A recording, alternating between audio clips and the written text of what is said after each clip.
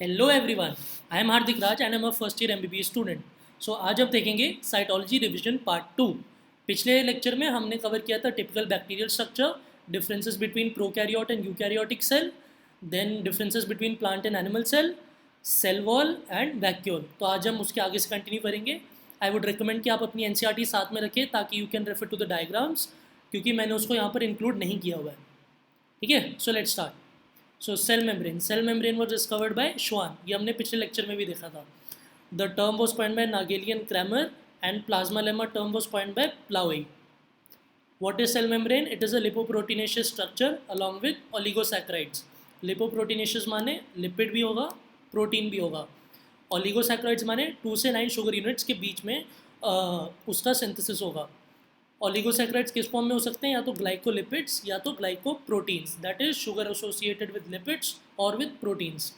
ये दोनों मिलाकर एक आउटर कवरिंग बनाते हैं सेल की, which is known as glycocalyx. Important, glycocalyx which gives the cell its identity.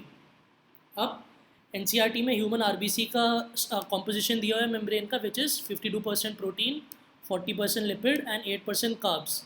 बचा हुआ 8% इज कार्ब्स।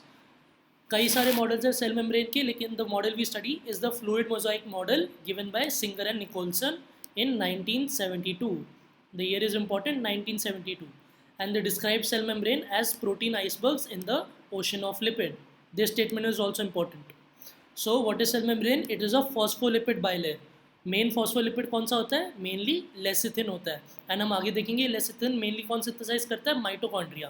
ठीक है, तो इसमें क्या होता है, जो हाइड्रोफोबिक टेल्स होते हैं जो कि फैटी एसिड से बने होते हैं, दे face each other, and the hydrophilic heads जो कि ग्लिसरॉल फॉस्फेट के बने होते हैं, दे फेस द फ्लूइड।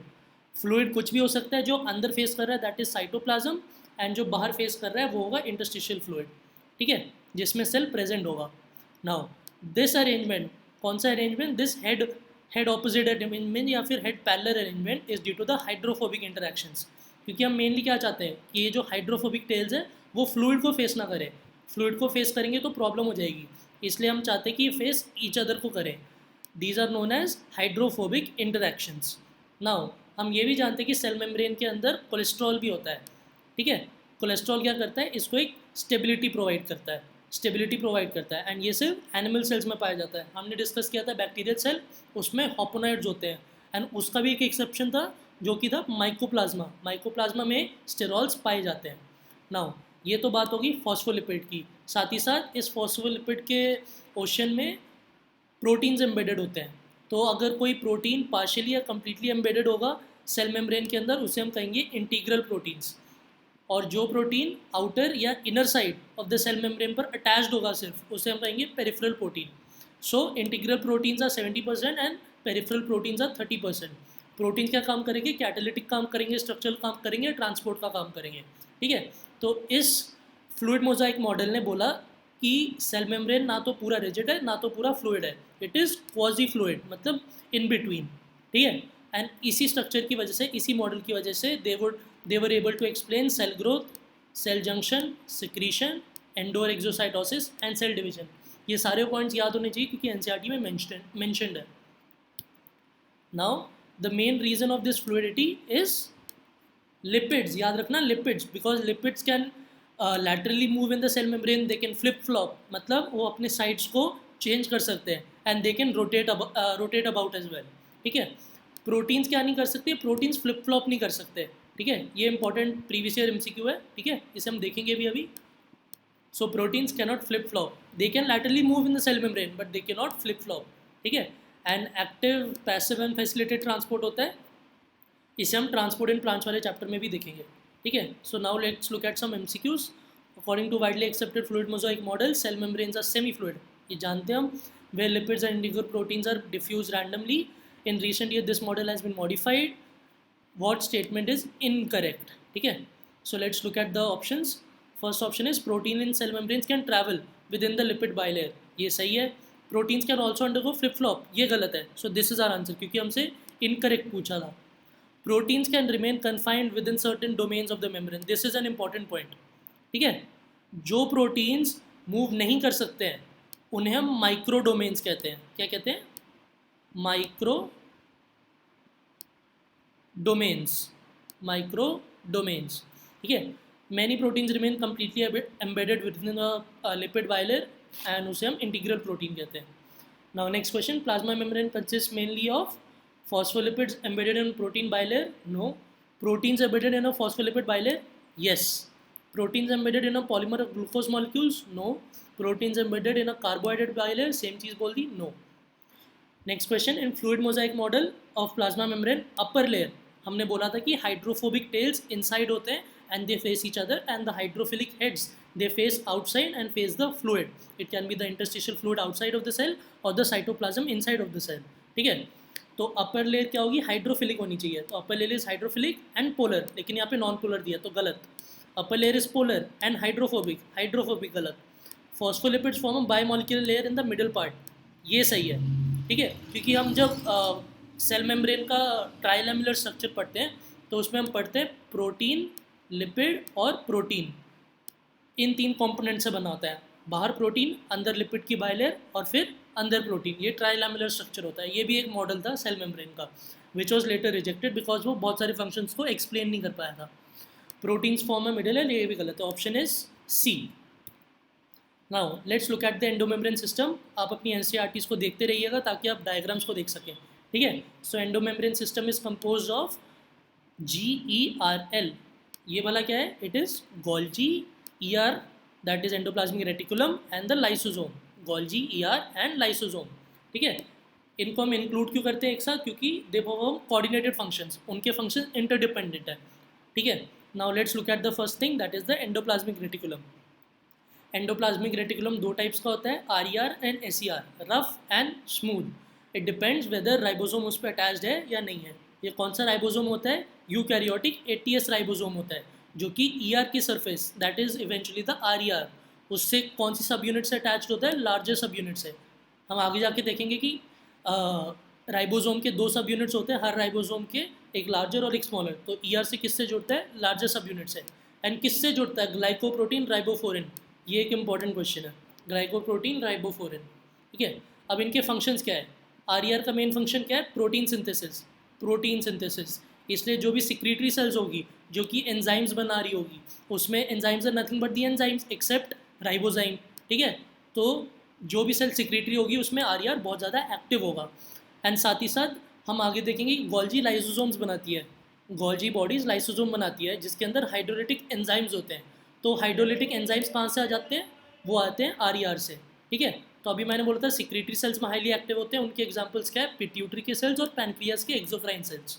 अब SER का फंक्शन क्या है, it leads to lipid synthesis, ठीक है. तो जो भी सेल लिपिड ज़्यादा सिंथेसाइज कर रहा होगा, स्टेरॉइड ज़्यादा सिंथेसाइज कर रहा होगा, उन सेल में हमें SER का नंबर बहुत ज़्यादा मिलेगा. जैसे गोनाड्स के सेल, क्योंकि हम जानते हैं the main steroidal hormone in males is the testosterone. Adrenal cortex भी बहुत सारे हार्मोन्स प्रोड्यूस करता है जो कि स्टेरॉइडल नेचर के होते हैं, इसे हम आगे हार्मोन वाले चैप्टर में भी देखेंगे. And adipocytes, fat storing cells, तो इन सब सेल्स में SER का नंबर बहुत हाई होगा. अब NCERT में नेक्स्ट पॉइंट दिया हुआ है that ER is nothing but tubules होते हैं ER के, ऐसे करके ट्यूब्यूल्स, और ये साइटोप्लाज्म में पड़े हुए हैं. ये बाहर क्या है, ये साइटोप्लाज्म है, ये भी साइटोप्लाज्म है. तो ER, ये जो ER का ट्यूब्यूल है, it divides the cytoplasm into an luminal, मतलब जो ये वाली स्पेस है जो ट्यूब्यूल के अंदर इनक्लोज्ड है, luminal and an extra luminal compartment which is nothing but the cytoplasm. तो ऐसा कंपार्टमेंटलाइजेशन कौन करवाता है, ER करवाता है. And ER is also known as the endoskeleton. Endoskeleton, reticulum माने मतलब ऐसा कोई नेटवर्क जो जाल की जैसे बहुत दूर दूर तक फैला हुआ हो, ठीक है. इसलिए ये साइटोप्लाज्म में एक एंडोस्केलेटन के समान प्रेजेंट होता है. आगे जाके हम एक स्ट्रक्चर पढ़ेंगे, वो होगा cytoskeleton, that is different. ER को हम क्या कह रहे हैं, endoskeleton of the cytoplasm. Now next thing, ER membrane is continuous with the nuclear membrane. ये पॉइंट भी हम आगे जाके देखेंगे. SER, it stores calcium in muscle cells, ठीक है. SER स्टोर्स कैल्शियम इन मसल सेल्स. अगर आपने चैप्टर्स पढ़े होंगे तो आपको इस बात का आइडिया होगा. इसको हम सार्कोप्लाज्मिक रेटिकुलम कहते हैं. तो बेसिकली कौन सा रेटिकुलम होता है, वो स्मूथ एंडोप्लाज्मिक रेटिकुलम होता है, ठीक है. अब हमने देखा था एंडोमेम्ब्रेन सिस्टम में नेक्स्ट कंपोनेंट क्या है, गोल्जी बॉडीज़, ठीक है. तो ये गोल्जी बॉडीज़ एक्चुअली आते कहाँ से हैं, तो ये जो स्मूथ एंडोप्लाज्मिक रेटिकुलम होता है उससे ट्रांजिशनल वेसिकल्स निकलते हैं जो कि इवेंचुअली गोल्जी को फॉर्म करते हैं. अब ER को किसने डिस्कवर किया था, पोर्टर ने किया था. गोल्जी को किसने किया था, कैमिलो गोल्जी ने किया था. एंड उसने इसको अपैरेटो रेटिकुलर बुलाया था। ये प्रीवियस ईयर क्वेश्चन था इसलिए मैंने यहाँ पर इंक्लूड किया है, अपैरेटो रेटिकुलर बुलाया था and it was discovered in 1898, year NCERT में दिया हुआ है। एंड नर्व सेल्स में डिस्कवर किया था किसकी, आउल एंड कैट की। Owl is more important. Now let's look eight Golgi bodies. Now हमने पॉइंट पहले भी डिस्कस किया था दैट एनिमल सेल में इसको हम गोल्जियोसोम कहते हैं और प्लांट सेल में डिक्टियोसोम कहते हैं, ठीक है। And Golgi near nucleus present होता है। तो जो सर्फेस गोल्जी की न्यूक्लियस को फेस कर रही होती है उसे हम फॉर्मिंग, कॉन्वेक्स या सिस फेस कहते हैं, क्योंकि वहाँ पर ही सारे मटेरियल्स आके जुड़ते हैं। एंड जहाँ से वेसिकल्स निकलते हैं वो वाली सरफेस कौन सी होती है, कॉन्केव, ट्रांस या मेच्योरिंग फेस, ठीक है। ये पॉइंट मैंने यहाँ पर इंक्लूड किया, कॉन्वेक्स, सिस और फॉर्मिंग फेस, और कॉन्केव, ट्रांस और मेच्योरिंग फेस, ठीक है। अब जहाँ पे भी गोल्जी प्रेजेंट होती है वहाँ उस एरिया के अराउंड कोई भी सेल ऑर्गेनेल पास में नहीं होता है, ठीक है, क्योंकि उसका अपना फंक्शन बहुत ही स्पेसिफिक है, तो वो नहीं चाहता उसका फंक्शन कोई और सेल ऑर्गेनेल हिंडर करे। तो इस जोन को हम कहते हैं जोन ऑफ एक्सक्लूजन। सिमिलरली एक ऐसा ही जोन ऑफ एक्सक्लूजन सेंट्रियोल के अराउंड भी होगा, वो हम आगे जाके पढ़ेंगे, ठीक है। नाउ गोल्जी बॉडीज़ का मेन फंक्शन क्या है, पैकेजिंग और मॉडिफिकेशन। तो ये मॉडिफिकेशन हो सकता है addition of sugar, which it will do with the help of glycosyl transferase enzyme. Glycosyl transferase, this is an important MCQ. Glycosyl transferase, ठीक है। तो उससे वो क्या बनाएगा, glycolipid, glycoprotein, important, glycolipid, glycoprotein. अब हमने बोला पैकेजिंग करता है, किस फॉर्म में करेगा, वेसिकल्स के फॉर्म में करेगा, एंड सेल में डिफरेंट डिफरेंट जगहों पर भेजेगा, या तो सेल के अंदर किसी सेल ऑर्गेनेल की तरफ भेजेगा या तो सेल के बाहर भेज देगा। इसलिए हम गोल्जी बॉडी को traffic police of the cell भी कहते हैं, ठीक है। तो पैकेजिंग मॉडिफिकेशन हो गया। ग्लाइकोसिलेशन मतलब formation of, glycosylation is the formation of glycosidic bonds with the protein और विद द लिपिड, ठीक है। अब ग्लाइकोलिपिड का फॉर्मेशन होता है ग्लाइकोसाइडेशन, और ग्लाइकोप्रोटीन का फॉर्मेशन होता है ग्लाइकोसाइलेशन, ठीक है। नाउ कार्बोहाइड्रेट सिंथेसिस भी हो सकता है इसमें गोल्जी में, किसका, पेक्टिन का, हेमीसेलुलोज का, ठीक है। इसे हमने सेल वॉल वाली चीज़ में भी पढ़ा था। लेकिन ग्लूकोज और स्टार्च को ये नहीं बना सकता, it can only form pectin and hemicellulose. Now the structural and functional unit of the Golgi body is the cisternae.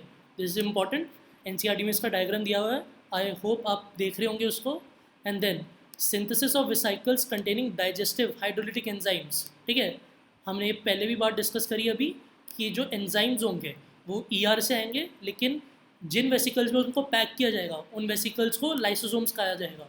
And lysosomes कौन प्रोड्यूस कर रहे हैं, गोल्जी बॉडीज प्रोड्यूस कर रहे हैं इवेंचुअली, ठीक है। एंड गोल्जी बॉडीज के और कौन से फंक्शन है, वाइटेलोजेनेसिस, दैट इज योग फॉर्मेशन। स्पर्म, अगर आपने ह्यूमन रिप्रोडक्शन वाला चैप्टर पढ़ा हुआ है तो आप जानते हैं कि स्पर्म का हेड एक्रोजोम कहलाता है, ठीक है। एंड उस एक्रोजोम में हाइड्रोलिटिक एंजाइम्स होते हैं, तो हम कहते हैं acrosome is nothing but a modified lysozyme, ठीक है, जिसको फॉर्म कौन करता है, गोल्जी बॉडी करता है। अब ये सारे फंक्शन हो गए गोल्जी बॉडीज़ के। Now let's move forward. Lysosomes, next topic is lysosome. Lysosome को सुसाइडल बाइक्स भी कहते हैं क्योंकि इसके फटने से सेल पूरा फट सकता है, which is known as autolysis. अब हम जानते हैं जब भी कोई मॉलिक्यूल सिंथेसाइज होता है, मैक्रो मॉलिक्यूल, जब हमने कार्बोहाइड्रेट बनाया, प्रोटीन बनाया, लिपिड बनाया, तब डिहाइड्रेशन सिंथेसिस होती है। हम लोग वाटर के मॉलिक्यूल को निकालते हैं एंड दो मॉलिक्यूल को जोड़ देते हैं, ठीक है, उसे हम कहते हैं डिहाइड्रेशन सिंथेसिस। इसलिए अगर हमें उसी मॉलिक्यूल को तोड़ना होगा तो हम वापस पानी ऐड कर देंगे, इसे हम कहेंगे hydrolysis, lysis of a compound, breakage of a compound using water, ठीक है। तो इसके लिए हमें हाइड्रोलिटिक एंजाइम्स चाहिए होंगे जो कि होंगे डाइजेस्टिव एंजाइम्स, ठीक है। ये हमें चाहिए होंगे लाइसोसोम के अंदर, which will work at an acidic pH of 4 to 5 acidic pH. अब अगर हमें एसिडिक पीएच मेंटेन करके रखना है लाइसोसोम के अंदर तो हमें लाइसोसोम्स की मेम्ब्रेन के ऊपर बहुत सारे प्रोटॉन पंप्स लगाने होंगे। प्रोटॉन पंप्स इसलिए ताकि अंदर एसिडिक कंडीशन क्रिएट हो सके। कैसे क्रिएट होगी, हम लोग साइटोप्लाज्म से H+ को अंदर ले लेंगे, ठीक है। So who discovered lysosomes, it was Christian de Duve. It is rare in plants, ये हमने पहले भी डिस्कस किया था। Lysosomes are rare in plants and it is known as spherosomes. तो कहाँ पर एग्जैक्टली मिलते हैं स्फीरोसोम्स, मेज रूट में और टोबैको एंडोस्पर्म में। फैक्चुअल क्वेश्चन है, याद रख लेना। अब this is an important question that lysosomes का मार्कर एंजाइम कौन है। हमने पढ़ा कि डाइजेस्टिव हाइड्रोलिटिक एंजाइम्स होते हैं, उसमें से भी मार्कर एंजाइम कौन है, फॉस्फेटेज। मार्कर एंजाइम माने ऐसा एंजाइम जो सिर्फ उसी सेल ऑर्गेनेल के अंदर मिलेगा और कहीं पर भी नहीं मिलेगा, that is phosphatase. And it is important for remodelling of bone और ऑस्टियोक्लास्टिक एक्टिविटी, ठीक है, ये भी पॉइंट याद रखना। नाउ लाइसोसोम्स कई फॉर्म में एग्जिस्ट कर सकते हैं एक सेल के अंदर। इसलिए हम उसे पॉलीमॉर्फिक कहते हैं। गोल्जी प्लियोमॉर्फिक होता है और लाइसोसोम पॉलीमॉर्फिक होता है। पॉलीमॉर्फिक कैसे? इसके कई सारे फॉर्म्स होते हैं, प्राइमरी, सेकेंडरी, टर्शरी या फिर रेसिडुअल, और एक और होता है ऑटोफैगोसोम। इसको डिस्कस करते हैं।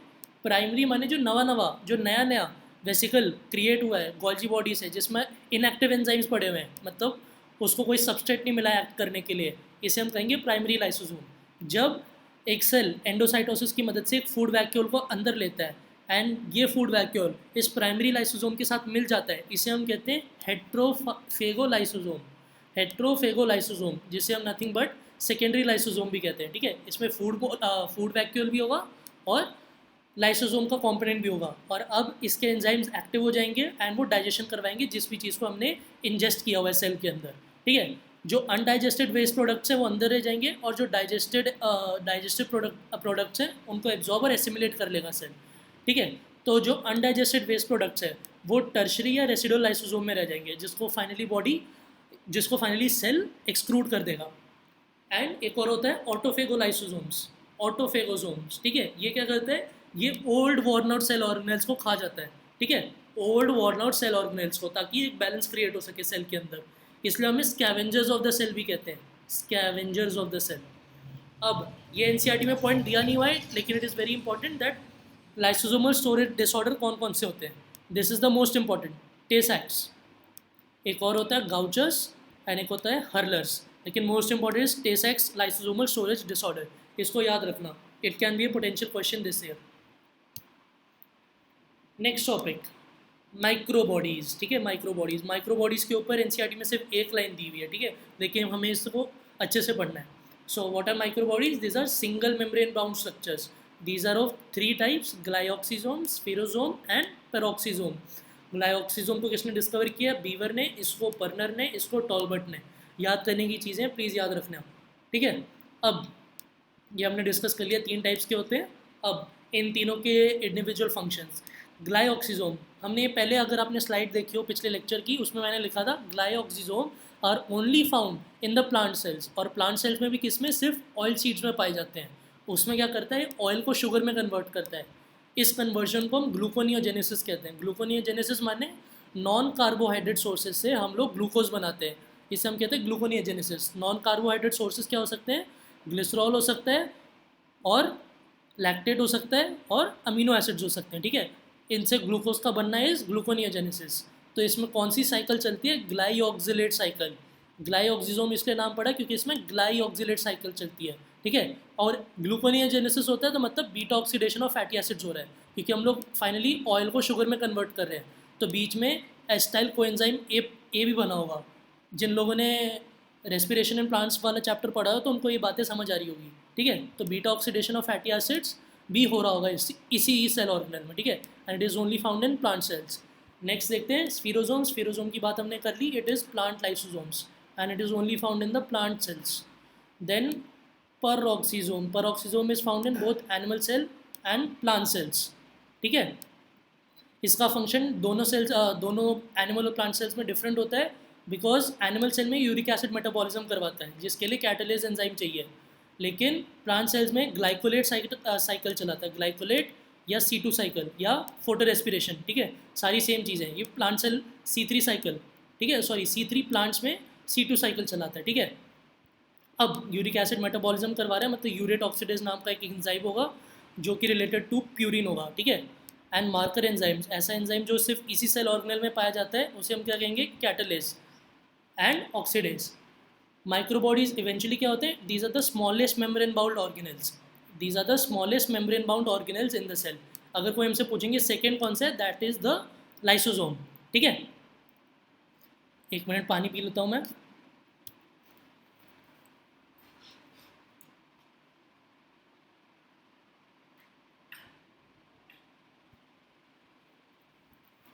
Now let's continue. Now let's look at some previous year questions। ठीक है, हमने अभी तक क्या क्या पढ़ा?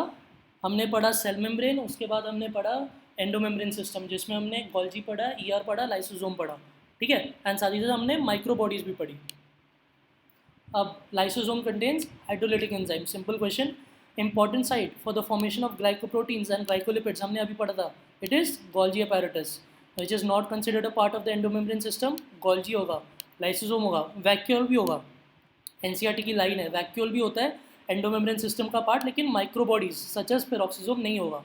ठीक है, next point, Golgi complex. Golgi complex plays a major role in energy transferring, no, post translation modification of proteins and glycosylation of lipids, yes this is right. In trapping the light, no. In digesting proteins and carbohydrates, no. So the answer is option B. Besides giving out secretory vesicles, Golgi apparatus is also concerned with the formation of lysosomes. Simple question. Which of the following cell organelles is enclosed by a single membrane?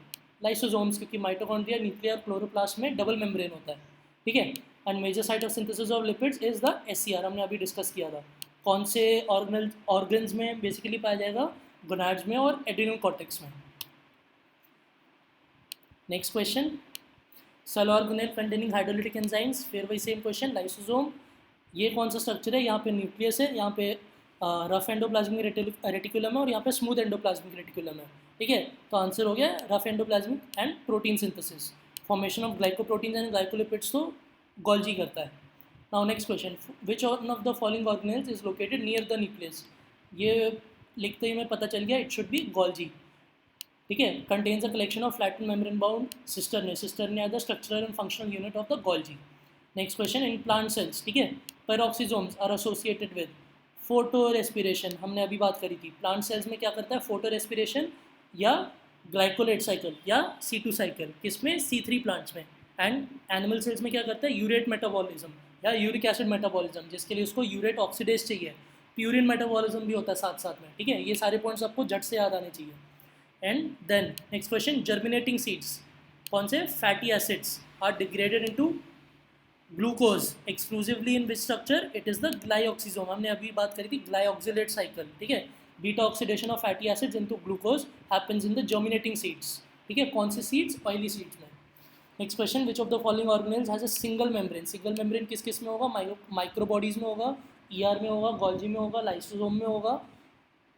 ठीक है, इन सारे structures में होगा। Cell wall तो living organelle ही नहीं है, ये तो नॉन लिविंग स्ट्रक्चर है। ठीक है, स्फेरोसोम्स में होगा, माइक्रोबॉडी, माइटोकॉन्ड्रिया न्यूक्लियस में डबल मेम्ब्रेन स्ट्रक्चर होगा।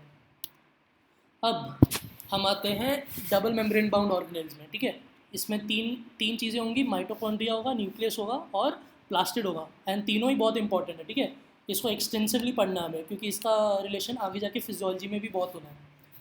Now let's see, discovered by Kolliker, term coined by Benda. मैंने पहले भी आपको बताया था, it is the largest animal cell organelle in the cytoplasm. और प्लांट्स में सबसे बड़ा कौन सा होता है? प्लास्टिड, तो इसलिए सेकेंड होगा प्लांट्स में। It is double membrane bound, outer membrane is smooth, inner membrane has infoldings known as cristae. ठीक है, जो कि सरफेस एरिया बढ़ाने का काम करता है ताकि एंजाइमेटिक कंटेंट बढ़े। एंड इनर मेम्ब्रेन पर ही ETC होती है।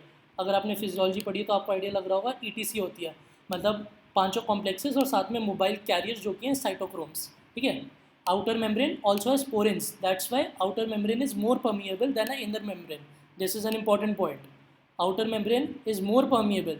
क्यों? क्योंकि उसमें पोरेंस होता है। पोरेंस और कहाँ देखने को मिलेगा हमें? पोरेंस हमें ग्राम नेगेटिव बैक्टीरिया में देखने को मिलेगा, हमें पोरेंस प्लास्टिड में भी देखने को मिलेगा। ठीक है, नाउ इनर मेम्ब्रेन में हमने बोला ETC होता है, साथ ही साथ इनर मेम्ब्रेन पर कुछ स्ट्रक्चर्स होते हैं जिसे हम ATP सिंथेस कहते हैं। ठीक है, इस कॉम्प्लेक्स में से जो कॉम्प्लेक्स 5 होता है ETC का, उसे हम ATP सिंथेस कहते हैं, जो कि इवेंचुअली ATP का सिंथेसिस करवाता है। इसे हम F0 F1 पार्टिकल भी कहते हैं, या फिर एलिमेंट्री पार्टिकल भी कहते हैं, या फिर फर्नांडिस मॉर्गन पार्टिकल भी कहते हैं। बहुत सारे नाम है, या तो ऑक्सीजोम भी कहते हैं। देखो 1 2 3 4 5 6 नाम है इसके, 6 के 6 नाम प्रीवियस क्वेश्चन में पूछे गए, सो हमें पता होने चाहिए। F0 F1 particle, elementary particle, ATP synthase, complex 5 of ETC, Fernandez Moran particle और ऑक्सीजोम। ऑक्सीजोम टर्म किसने कॉइन किया था? लेनिंजर ने किया था, ये भी प्रीवियस क्वेश्चन है। ठीक है, अभी इसमें क्या होता है स्ट्रक्चर, एक ऐसा F0 एम्बेडेड पार्टिकल होता है और एक F1 का हेड होता है। ठीक है, तो जो F1 का हेड है माइटोकॉन्ड्रिया में, वो मैट्रिक्स की तरफ फेस करता है। आउटर मेम्ब्रेन, इनर मेम्ब्रेन, और जो इनर मेम्ब्रेन के अंदर फ्लूइड है वो मैट्रिक्स कहलाता है। ठीक है, तो मैट्रिक्स की तरफ F1 फेस करता है। जब हम प्लास्टिड को पढ़ेंगे उसमें जो F0 F1 पार्टिकल होगा वो बाहर की तरफ फेस करेगा। ठीक है, स्ट्रोमा की तरफ फेस करेगा, जो कि प्लास्टिड का है। ठीक है, ना कि थाइलाकॉइड की लूमेन की तरफ। नाउ जो दो मेम्ब्रेन के बीच की स्पेस है, पेरी माइटोकॉन्ड्रियल स्पेस, उसी को हम आउटर चेम्बर कहते हैं।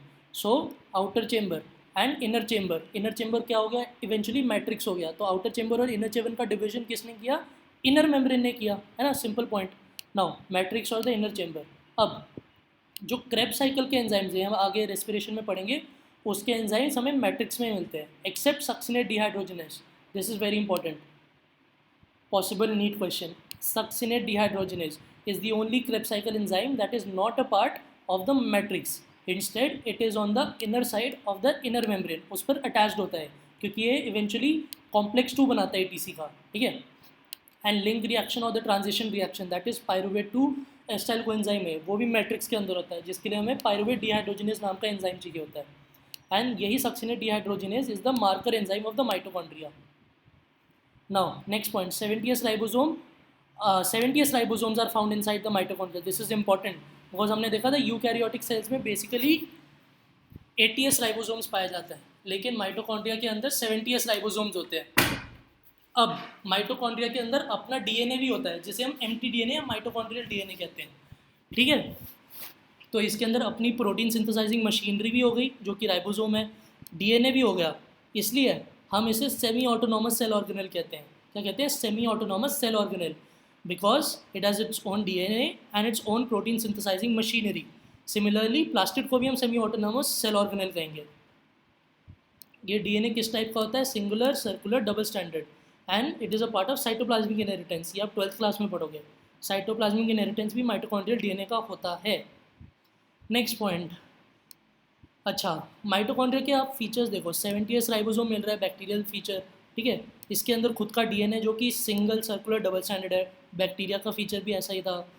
इनर मेम्ब्रेन है जो फोल्डेड है, इनर मेम्ब्रेन फोल्डेड है, जिसे हम क्रिस्टी कह रहे हैं, एंड उधर इनर मेम्ब्रेन की फोल्डिंग को क्या, प्लाज्मा मेम्ब्रेन की फोल्डिंग को क्या कह रहे थे, मीसोसोम कह रहे थे, ठीक है। तो सारे ऐसे स्ट्रक्चर्स बैक्टीरिया से मिलते जुलते हैं, इसलिए हम कहते हैं कि एवोल्यूशन में क्या हुआ होगा, एक सिंगल सेल यूकैरियोटिक स्ट्रक्चर होगा, कोई प्रोटिस्ट होगा जिसने एक बैक्टीरिया को इनगल्फ कर लिया होगा, लेकिन उस बैक्टीरिया को मारा नहीं होगा क्योंकि वो दोनों अपने फंक्शंस इंटरडिपेंडेंटली एक साथ काम कर रहे होंगे, ठीक है। इसलिए हम इसको एंडो सिम्बायोटिक थ्योरी कहते हैं। एंडो माने एक बैक्टीरिया यूकैरियोटिक सिंगल सेल के अंदर रह रहा है, लेकिन सिम्बायोसिस हो रहा है, म्यूचुअलिज्म हो रहा है, दोनों का फ़ायदा हो रहा है इसकी वजह से, ठीक है। एंडो सिम्बायोटिक थ्योरी माइटोकॉन्ड्रिया और प्लास्टिड्स के लिए यूज़ होती है। अब ये पॉइंट हमने डिफरेंसेस में भी देखा था, दैट माइटोकॉन्ड्रिया एक्टिव सेल्स में ज़्यादा होगा, इसलिए एनिमल सेल में ज़्यादा होगा और प्लांट सेल्स में कम होगा। एनिमल सेल्स में भी स्पेशली फ्लाइट सेल और कार्डियक मसल सेल्स में ज़्यादा होगा, ठीक है। इसका नंबर वेरी कर सकता है, लेकिन सिंगल कब कब होगा इसका हमें ध्यान रखना होता है, that is Micrasterias and Chlamydomonas. Micrasterias, Trypanosoma important नहीं है, लेकिन माइक्रोस्टीरियस और क्लामाइडोमोनास इंपॉर्टेंट है। इसका शेप कैसा होता है, सॉसेज या सिलेंडर शेप, एंड बैक्टीरिया के जैसे ये डिवाइड करता है फिजन से, ठीक है। इसलिए आप देख रहे हो हमने एंडोसिम्बायोटिक थ्योरी को पॉइंट किया था। नाउ माइटोकॉन्ड्रिया का फंक्शन क्या होता है, एटीपी सिंथेसिस। एटीपी सिंथेसिस क्यों, क्योंकि इसके पास F0 F1 पार्टिकल है। एटीपी सिंथेसिस, प्रोटीन सिंथेसिस भी कर सकता है, खुद का डीएनए, खुद का राइबोसोम है। Beta oxidation of fatty acid जो हमने पहले पढ़ा था, ठीक है, जो प्लांट सेल्स में कौन करवा रहा था, ग्लाइऑक्सीजोम, वो यहाँ पे भी होता है। And then there is thermogenesis that is heat formation. Elongation of fatty acid भी यहाँ पर होता है, एंड सिंथेसिस ऑफ लिसिथिन जो कि एक मेन फॉस्फोलिपिड है सेल मेम्ब्रेन के अंदर, उसका सिंथेसिस भी यहाँ पर होता है। एंड बचपन से हम पढ़ते आ रहे हैं, this is the power house of cell, because aerobic respiration यहाँ पर होता है। माइटोकॉन्ड्रिया का एक टिपिकल स्टेटमेंट है।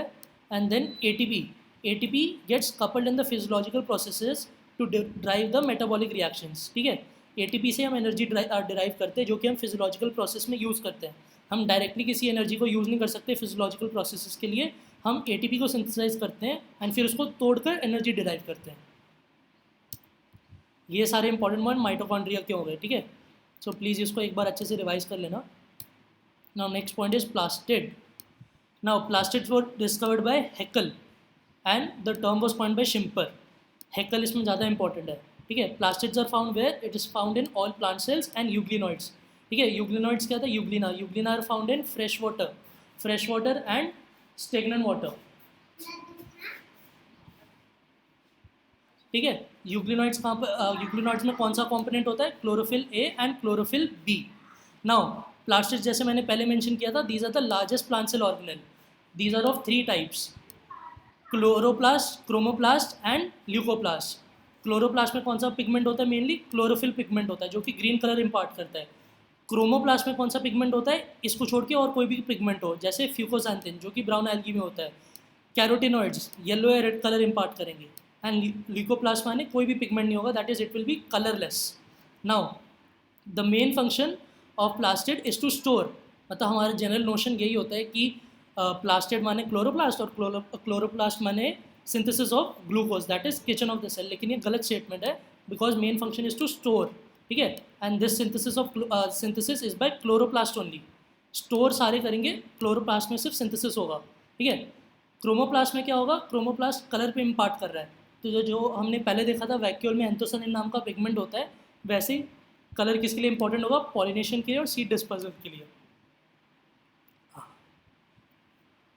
Late me have some water.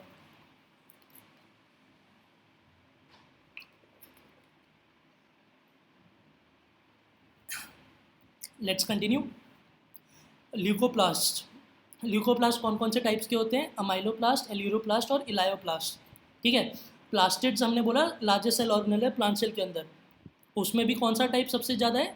Leuco, और ल्यूको में भी सबसे ज़्यादा कौन सा? अमाइलो, ठीक है। ल्यूकोप्लास्ट का मेन फंक्शन क्या होता है? स्टोरेज। स्टोरेज किसका? कार्ब का, प्रोटीन का, फैट का। कार्ब का जो करेगा अमाइलोप्लास्ट, प्रोटीन का करेगा प्रोटियोप्लास्ट या एल्यूरोप्लास्ट, और जो फैट्स का करेगा वो होगा इलायोप्लास्ट। अब क्लोरोप्लास्ट हम बचपन से पढ़ते आ रहे हैं, it is the kitchen of the cell, because यहाँ पर फोटोसिंथेसिस होता है। क्यों होता है फोटोसिंथेसिस? बिकॉज इसमें क्लोरोफिल ए और बी होता है, ठीक है। एंड इसमें कुछ कैरोटिनॉइड्स भी होते हैं जो कि फैट सॉल्युबल होते हैं। इस पॉइंट को भी याद रखना है, बिकॉज एनसीईआरटी में मेंशन्ड है। नाउ अभी हमें क्लोरोप्लास्ट के बहुत सारे स्ट्रक्चर्स हमें एनसीईआरटी में दिए हुए हैं, लेकिन हमें पता होना चाहिए ये कौन से स्ट्रक्चर कौन से ऑर्गेनिज्म का है, ठीक है। क्लामाइडोमोनास में कप या डिस्क शेप्ड होता है। स्पाइरोगायरा में रिबन शेप्ड होता है या स्पाइरल शेप्ड। यूलोथ्रिक्स में गर्डल कॉलर या C shape and reticular shaped in Oedogonium, that is most commonly. लेकिन मोस्ट कॉमनली कौन सा था? लेंस शेप्ड होता है।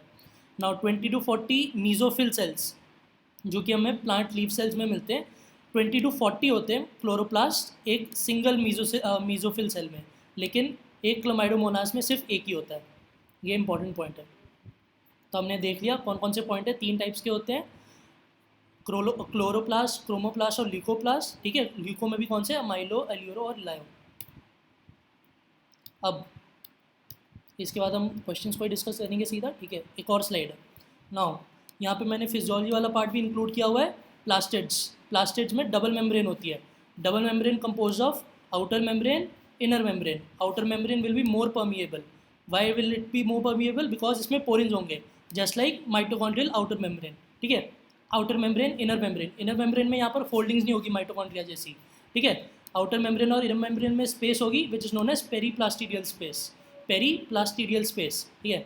एंड जो इनर मेम्ब्रेन ने जो स्पेस इनक्लोज करी होगी that is known as stroma. And stroma में डार्क रिएक्शन के एंजाइम्स होंगे लाइक रुबिस्को, ठीक है। इसलिए हम कहते हैं जो ग्लूकोज की फॉर्मेशन फोटोसिंथेसिस में होती है वो स्ट्रोमा के अंदर ही होती है, ठीक है। ये पॉइंट याद रखना है।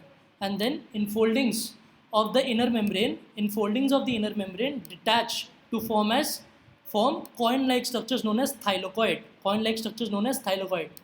This is the inner membrane. Inner membrane fold कर गई, यहाँ से कट कर गई, तो ये ऐसा coin-like structure बन जाएगा जिसे हम thylakoid कहेंगे, ठीक है। एंड thylakoid एक के ऊपर एक जब स्टैक कर जाएगा उसे हम सिंगल ग्रैनम कहेंगे। एंड ऐसे कई सारे ग्रैने हो गए तो प्लूरल क्या हो जाएगा? ग्रैना। इस थाइलोकॉइड के मेम्ब्रेन के ऊपर ही क्लोरोफिल पिगमेंट होता है, ठीक है। हम जानते हैं कि क्लोरोफिल पिगमेंट क्लोरोप्लास्ट के अंदर होता है, लेकिन कहाँ पर होता है एग्जैक्टली? थाइलोकॉइड की मेम्ब्रेन के ऊपर होता है। And thylakoid term was coined by Menke. Now हमने वहाँ पर पढ़ा था कि पेरी माइटोकॉन्ड्रियल स्पेस या आउटर चेम्बर में सारे हाइड्रोजन आयंस इकट्ठा होते हैं, लेकिन यहाँ पर ल्यूमेन जो कि थाइलोकॉइड की ल्यूमेन है as compare to the stroma of the chloroplast, ठीक है। ल्यूमेन में ज़्यादा H+ आयंस इकट्ठा होंगे, इसलिए ल्यूमेन ज़्यादा एसिडिक होगा। ग्रैना हमने डिस्कस कर लिया। अब जो दो ग्रैना को स्ट्रक्चर्स कनेक्ट कर रहा होगा उसे हम इंटरग्रैनल लैमेली या फिर स्ट्रोमल लैमेली या फ्रेट्स चैनल कहेंगे। तीनों नाम सेम ही चीज़ के, इंटरग्रैनल, स्ट्रोमल या frets channel. Now chlorophyll pigment काम करता है? ट्रैप सनलाइट, ठीक है। एंड थाइलोकॉइड मेम्ब्रेन के ऊपर होता है। एंड हेंस अगर आप फोटो देखेंगे एनसीईआरटी में क्लोरोप्लास्ट का, आप जो डबल मेम्ब्रेन देखेंगे वो कम्प्लीट ट्रांसपेरेंट है, लेकिन जो थाइलोकॉइड या फिर जो ग्रैनम है उसको ही उन्होंने ग्रीन कलर से दिखाया हुआ है। क्यों? क्योंकि इसी की मेम्ब्रेन के ऊपर क्लोरोफिल पिगमेंट होता है जो कि ग्रीन कलर इम्पार्ट करता है रिफ्लेक्शन के द्वारा, है ना। एंड जस्ट लाइक माइटोकॉन्ड्रिया, इसमें खुद का डीएनए होगा, कैसा? बैक्टीरिया जैसा, सिंगल सर्कुलर डबल स्टैंडर्ड। इसे भी हम इसलिए बैक्टीरियल एंडोसिम्बायोट थ्योरी के अंदर कंसिडर करेंगे। लाइट रिएक्शन, अच्छा जब हम फिजियोलॉजी पढ़ेंगे, प्लांट फिजियोलॉजी, उसमें हम पढ़ेंगे लाइट रिएक्शन होती है फोटोसिंथेसिस में और डार्क रिएक्शन होती है। डार्क रिएक्शन के एंजाइम्स हमने बोला कहाँ पर है? स्ट्रोमा के अंदर है, लाइक रुबिस्को। लेकिन लाइट रिएक्शन कहाँ पर होगा? ग्रैना के ऊपर होगा, ठीक है। एंड जस्ट लाइक बैक्टीरिया, इसके अंदर 70 राइबोसोम्स होंगे और सेमी ऑटोनोमस सेल ऑर्गेनेल्स होंगे। Now 2 to 100 thylakoids are found in a single granum. मैंने बोला था एक थाइलोकॉइड होता है एंड उसकी स्टैकिंग से एक ग्रैनम बनता है, तो 2 to 100 थाइलोकॉइड्स होंगे एक ग्रैनम के अंदर, एंड ऐसे कई सारे ग्रैनम एक क्लोरोप्लास्ट के अंदर होंगे, ठीक है। तो 40 to 60 grana in one chloroplast. अब ज़रूरी नहीं है कि जो क्लोरोप्लास्ट हो उसके अंदर ग्रैना जैसे स्ट्रक्चर्स पाए जाए। ए ग्रैनल क्लोरोप्लास्ट में बहुत सारे ऑर्गेनिजम्स में होते हैं, जैसे bundle sheath cell of C4 plants. अगर आपने प्लांट फिजियोलॉजी पढ़ी हुई है तो आपको पता होगा, एंड ये वाला पॉइंट हम प्लांट किंगडम में पढ़ते हैं, that agranal chloroplast are found in C4 plants and green algae, ठीक है। पार्क एंड बिगिंस का एक कॉन्ट्रीब्यूशन था, उन्होंने क्वांटासोम नाम के स्ट्रक्चर का डिस्कवरी किया था। क्वांटासोम को उन्होंने बोला था it is compose of 230 chlorophyll molecules, and उन्होंने इवेंचुअली इसी को ही फोटोसिंथेसिस का यूनिट माना था, ठीक है। Park and begins is important because quantasome क्या है? It is a cluster of 230, number is important, 230 chlorophyll molecules. अब प्लास्टिड्स आर इंटरकन्वर्टेबल, ठीक है, ये इंपॉर्टेंट चीज़ है। हम जानते हैं तीनों जो प्लास्टिड्स हैं उनके डिफरेंट फंक्शन है, कोई स्टोरेज कर रहा है, कोई कलर इम्पार्ट कर रहा है, एंड कोई फोटोसिंथेसिस कर रहा है, ठीक है। लेकिन इवेंचुअली हमने तीनों को प्लास्टिड्स ही क्यों कहा? Because all three forms are interconvertible. This is also in important previous year MCQ, ठीक है। सपोज अगर कोई, हम देखते कोई भी फ्रूट अगर कच्चा होता है या फिर कोई भी वेजिटेबल अगर कच्चा होता है, वो जनरली हरा होता है, एंड जब वो पक जाता है तो वो अपना कलर इम्पार्ट करता है अपने आप को, है ना। या तो जैसे मैंगो है, मैंगो जब कच्चा होता है तब वो ग्रीन होता है, लेकिन जब पक जाता है तो येलो हो जाता है। तो मतलब क्या कन्वर्जन हुआ होगा उसके अंदर क्लोरोप्लास्ट से क्रोमोप्लास्ट बन गया होगा। सिमिलरली चिली और टमाटो में क्या होता है? क्लोरोप्लास्ट से क्रोमोप्लास्ट बन जाता है, सिंपल। अब हमने माइटोकॉन्ड्रिया और प्लास्टिड, दो इंपॉर्टेंट डबल मेम्ब्रेन ऑर्गेनेल्स को कवर किया, है ना। हमने माइक्रोबॉडीज़ को भी कवर किया था इससे पहले, तो इसके क्वेश्चन हमने डिस्कस कर लिए थे। नाउ लेट्स डिस्कस इसके question and and the lecture. Now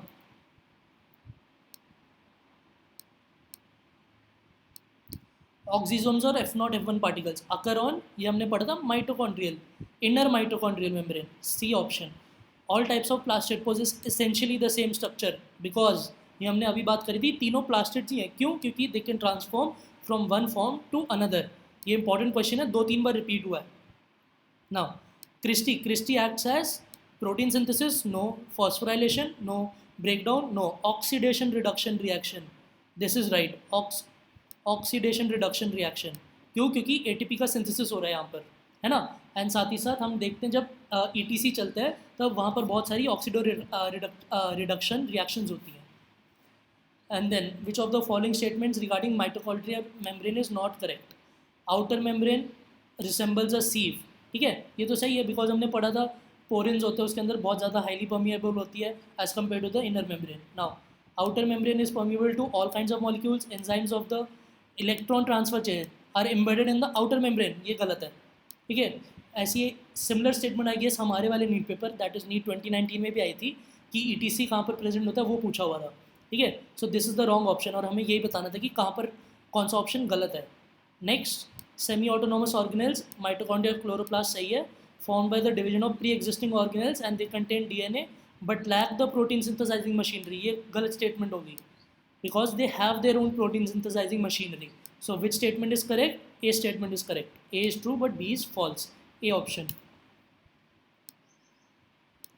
Now select the wrong statement. Both chloroplast and mitochondria have an internal compartment, सही, thylakoid space bounded by the thylakoid membrane. Both में नहीं कह सकते ना ये, क्योंकि सिर्फ क्लोरोप्लास्ट की बात हो रही है।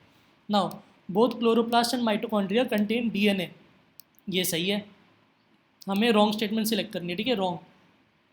क्लोरोप्लास्ट है generally much larger than the mitochondria, ये भी स्टेटमेंट सही है क्योंकि हमने देखा था जो प्लांट सेल है उसमें biggest structure is the chloroplast. Now both chloroplast and mitochondria contain an inner and an outer membrane. ये भी सही है. तो ये सारी चीज़ स्टेटमेंट सही है, लेकिन ए ऑप्शन गलत है. So A is our right option.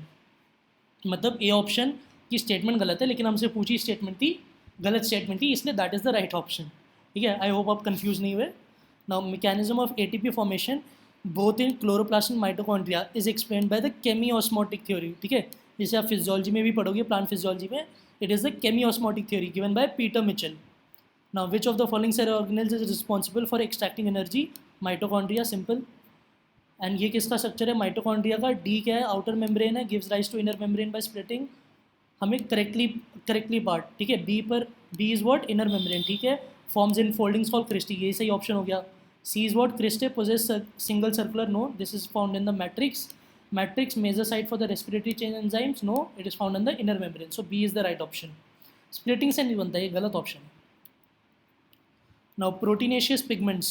Proteinaceous pigments which controls the activities concerned with the lights. अच्छा, यहाँ पे proteinaceous pigment पूछा है. ठीक है, इसका आंसर क्लोरोफिल नहीं है. Chlorophyll is mainly composed of C, H, N and M G. M G का सेंटर होता है, एंड साथ ही साथ कार्बन, हाइड्रोजन और नाइट्रोजन होता है. लेकिन प्रोटीनेशियस पिगमेंट पूछे इसमें, तो इसलिए इसका आंसर फाइटोक्रोम होगा. ये आप आगे फिजियोलॉजी में भी पढ़ोगे, इसका आंसर फाइटोक्रोम है. तो ये फिजियोलॉजी का क्वेश्चन यहाँ पर मैंने इंक्लूड किया था ताकि आपको पता चले कि ये दो चैप्टर्स इवेंचुअली इंटरलिंक्ड है, क्योंकि मैंने आपको इवेंचुअली यहाँ पर क्लोरोप्लास्ट का भी स्ट्रक्चर बता दिया, जो कि इवेंचुअली आगे वाले चैप्टर में बताया हुआ है. Now which of the following types of plastid does not contain stored food? Chromoplast में होगा, इलायो में होगा, एलीरो में होगा, अमाइलो में होगा. सॉरी, क्रोमोप्लास्ट में नहीं होगा. ये सारे क्या इवेंचुअली, ये तो हैं ल्यूकोप्लास्ट. क्रोमोप्लास्ट में स्टोर नहीं होगा. So this is the right option. Inner membrane of the mitochondria is usually highly convoluted to form a series of infoldings. Inner membrane of mitochondria, these are known as cristae. In chloroplast, chlorophyll is present on the thylakoid membrane. C option. Structures that are formed by the stacking of the organized flattened membranous sacs in the chloroplast are known as grana. ठीक है, chloroplast की बात करी हुई है, stacking से सैक्स बनते हैं, इसे हम ग्राना कहेंगे. Now which of the following has its own DNA? Has its own DNA. तो ओन डीएनए हमने किस में देखा था? माइटोकॉन्ड्रिया और प्लास्टिड में. So mitochondria, A option.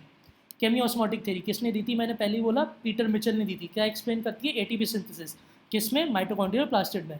ऐसे ही आपको पॉइंट वाइज या फिर फ्लो चार्ट वाइज में याद रखना है ताकि आपको ईजिली याद रहे. Chemiosmotic theory of ATP synthesis in chloroplast and mitochondria is based upon. अब बताइए इसका answer. Membrane potential, accumulation of sodium ions, accumulation of potassium ions और प्रोटॉन ग्रेडियंट. ठीक है.